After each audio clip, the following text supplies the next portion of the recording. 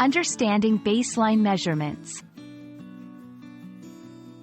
Hello, everyone. Welcome back to our channel. Today, we're diving into an interesting and very useful concept in both the English language and in the world of data and research. Baseline measurements.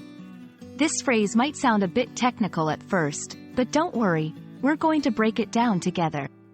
By the end of this video, you'll not only understand what it means but also how it's used in various contexts. So, let's get started.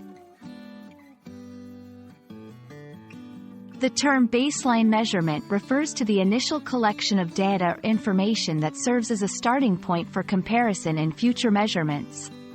Think of it as the before snapshot in a before and after scenario. This initial data is crucial because it allows researchers, scientists, or even language learners like us to see how things change over time. In simple terms, it's like marking where you are on a map before you start a journey. Now, you might wonder, why is this before snapshot so important? Baseline measurements are key because they give us a point of reference. For instance, if a teacher wants to understand how much a student's English has improved, they need to know the student's skills before starting a new learning method. Similarly, in health studies, doctors might take baseline measurements of a patient's health before beginning treatment to track progress. Without this initial data, it would be hard to tell just how far you've come, or what impact a particular method or treatment has had.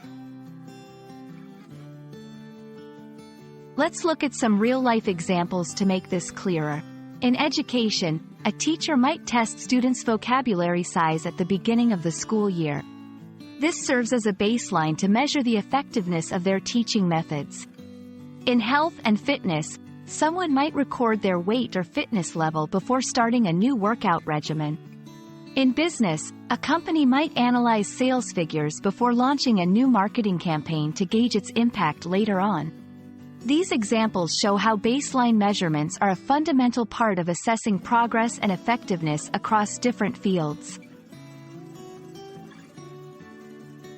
And that wraps up our exploration of baseline measurements.